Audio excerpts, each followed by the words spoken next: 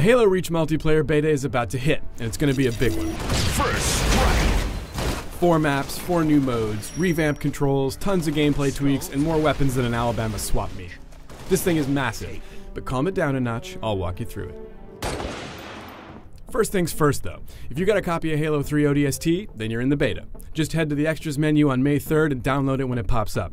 Bungie's goal here is to kick the tires on the multiplayer matchmaking for Reach, which comes out in September, so the more the merrier. The beta comes with 4 maps. Powerhouse is big and beautiful, Sword Base dark and tight. Overlook is kinda cozy and narrow, and Boneyard is just ridiculous. It's home to the new Invasion mode, and it's huge-normous. In the Reach beta, it's all about the Spartans, and that's who you'll play as most. But there are a couple of game types where elites rear their ugly heads too. Invasion is one of them. Spartans are stationed up here. Their goal is to protect this group of buildings. The elites spawn back here, and they want to bust in and steal this data core. As the elites chip away at Spartan defenses, the objectives change up and the loadout options get crazier. Oh, so yeah, loadouts. Remember all the items in Halo 3? The bubble shields, overshields, grav lifts.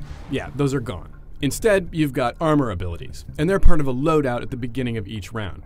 Here's what you'll be looking at in terms of abilities during the beta. Active Camo is an old Halo favorite, and it's back in Reach as an ability. Just hold down the ability button and you'll be completely invisible to your opponents. But once you start moving, you'll be more and more visible, so slow your roll, homie. It also jams radar, which drives people crazy. Revenge.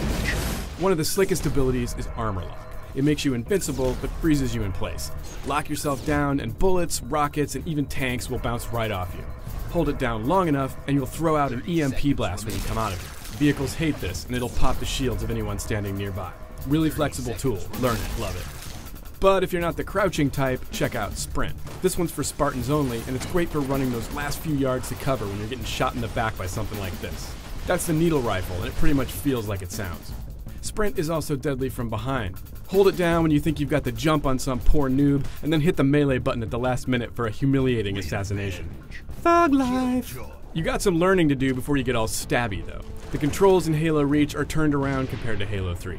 There's no dual wielding, so the bumpers have been repurposed into armor ability and melee buttons. And the B button now swaps between grenades. This is pretty much the biggest change in the history of things changing, and it takes some getting used to, so train your brain. So more new stuff. There are 4 new multiplayer modes in the Reach beta, in addition to the Slayer, King of the Hill, Free-for-All, and the rest of the classic Halo playlist you know and love. We've already touched on Invasion, but there are some smaller objective-based modes too. Headhunter. Headhunter is a personal favorite of mine because it's just so crazy. Kill the other guys, grab their flaming skulls, and lug them back to score points. Pretty sure that's what war is actually like. Stockpile is capture the flag on a sack of crack. Pick up the neutral flags and take them to your base to rack up points. Scoring runs on a timer though, so you want to guard those suckers. Another hot mode for me is generator defense. Elites are trying to fry these generators, and the Spartans would very much like them not to blow up. It's hectic and intense, lots of strategy involved here. Generator destroyed. But enough boring stuff. You want to hear about jetpacks. They're in the beta, and they came here straight from Awesome Town. Jetpacks are one of the armor abilities, and they sound like this. Revenge. So if you hear that coming up behind you, turn around and shoot. Like all armor abilities, the jetpack has limited juice, so keep an eye on the meter or you'll find out about another of Reach's changes, fall damage. It's back in the beta, along with another blast from the Halo past, health packs. Spartans still have regenerating shields, but their health isn't a renewable resource. Lose your shields and your health bar will start slip-sliding away. Learn where the health packs are in each map, and you'll live to shoot another day. Shield control. You could use classic Halo weapons like the shotty or the assault rifle to do that, or you could pick up some of the new shit. This is the designated marksman rifle, and it's the replacement for the battle rifle. It likes to pop heads, a lot. But if you want to go bigger, grab the grenade launcher.